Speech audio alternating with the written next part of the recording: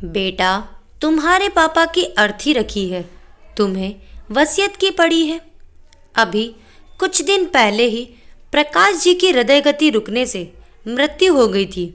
सरोज जी, उनकी पत्नी, अकेली रह गई थी। यूं अपने जीवन साथी के मझधार में छोड़कर जाने से यूं तो सरोज जी का भरा पूरा परिवार था, 2 बेटे बहू, 2 बेटी दामाद, पोते पोती, लेकिन अपने जीवन साथी के यूं जाने से वह अकेली सी हो गई थी। बड़ा बेटा बहू उनके साथ रहकर ही अपने पिता का व्यवसाय में हाथ बटाता था।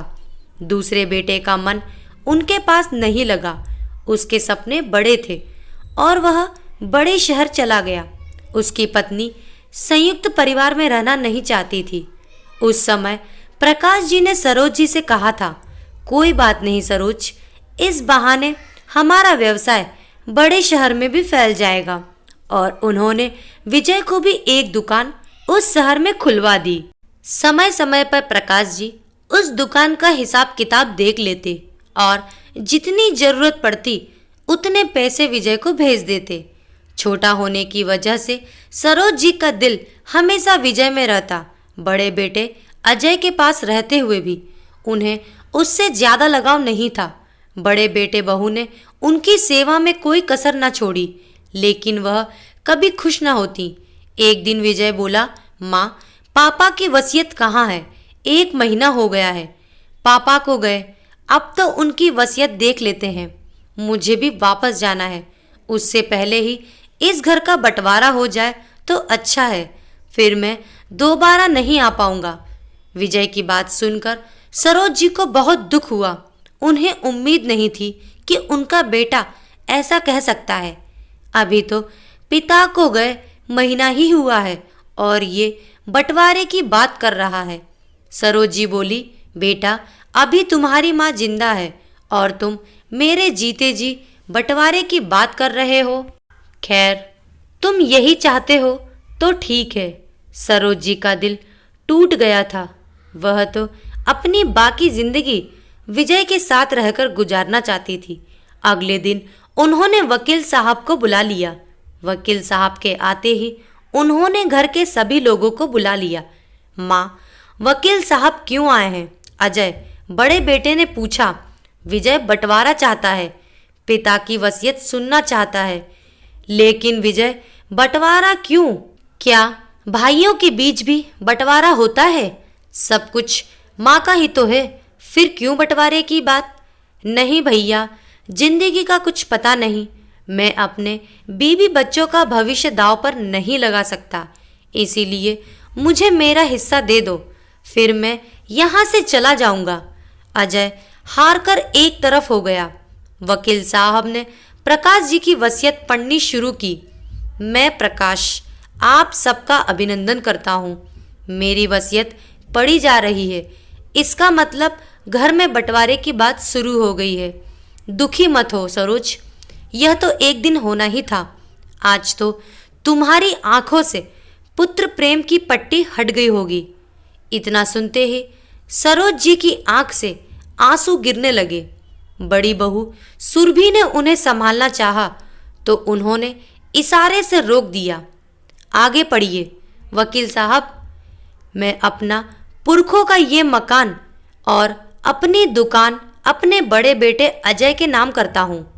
उसने ही आज तक सारा व्यवसाय संभाला है। दिन हो चाहे रात, अपने काम के प्रति उसने कभी लापरवाही नहीं बरती। हमेशा पूरे परिवार को एक सूत्र में बांध कर रखा है इसने। छोटे बेटे विजय को उसका दिल्ली वाला फ्लैट और दुकान सौंप दी जाए।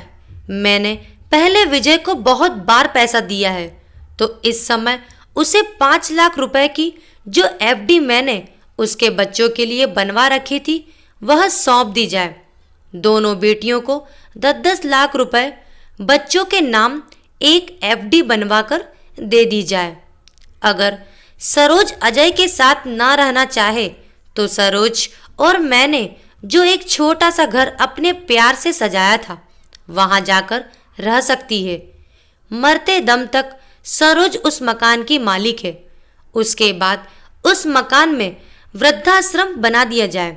मेरी वसीयत का पालन मेरी आखिरी इच्छा का पालन होगा और यही मेरे परिवार की तरफ से मुझे श्रद्धांजलि होगी। वसीयत पढ़कर वकील साहब चुप हो गए। वसीयत सुनकर विजय बहुत कुछ कहना चाहता था। वह इस वसीयत से खुश नहीं था, लेकिन माँ का सख्त चेहरा देखकर उसकी हिम्मत नहीं हुई। अगले दिन विजय अपने परिवार को लेकर वापस चला गया। जाते जाते माँ से इतना ही बोला, अब मुझे कभी याद मत करना। सरोज जी बहुत दुखी थी उसके व्यवहार से। उन्हें उम्मीद नहीं थी कि उनका बेटा जायदाद के लिए इतना बदल सकता है कि उसने अपनी माँ को ना तो साथ चलने के लिए पूछा, यहाँ तक कि सारे रिश्ते ही खत्म करके चला गया। क्या यही परवरिश दी थी उन्होंने? कहाँ कमी रह गई? अगले दिन सरोज जी भी घर छोड़ने के लिए तैयार हो गई तो अजय और सुरभि ने उनका रास्ता रोक लिया। हमें आपके अलावा कुछ नहीं चाहिए। हमारे होते हुए आप कहीं नहीं जा सकती। हमें आपके आशीर्वाद की ज़रूरत है। हमारे बच्चों को आपकी छत्र छाया में बड़ा होना है। उस मकान में वृद्धा आश्रम आपकी आंखों के सामने ही बनेगा। आप वहाँ नहीं, हमारे साथ इसी घर में रहेंगी। हमें मकान नहीं, माँ चाहिए। बेटा बहू की बात सुनकर सरोज जी की आंखों में आंसू आ गए। मैंने हमेशा तुम्हें गलत समझा सुरभि बहू, तुम तो हीरा हो। मेरा आशीर्वाद हमेशा तुम्हारे साथ है। दोस्तों, न जाने कैसी रीत है दुनिया की, जहाँ कुछ लोग अपनों के जाने का इंतजार इसीलिए कर रहे होते हैं कि उनकी जायदाद उन्हें मिल जाए। स्वार्थ के आगे रिश्ते तो कहीं खो ही गए हैं। आशा करती हूँ दोस्तों आपको हमारी कहानी जरूर पसंद आई होगी। अपने विचार हमें कमेंट बॉक्स में लिखकर जरूर भेजें और हमारी कहानी को लाइक करें और ज़्यादा से ज़्यादा शेयर करें। अगर आप हमारे चैनल पर नए हैं तो हमारे चैनल को सब्सक्राइब करना ना भूलें। Thank you.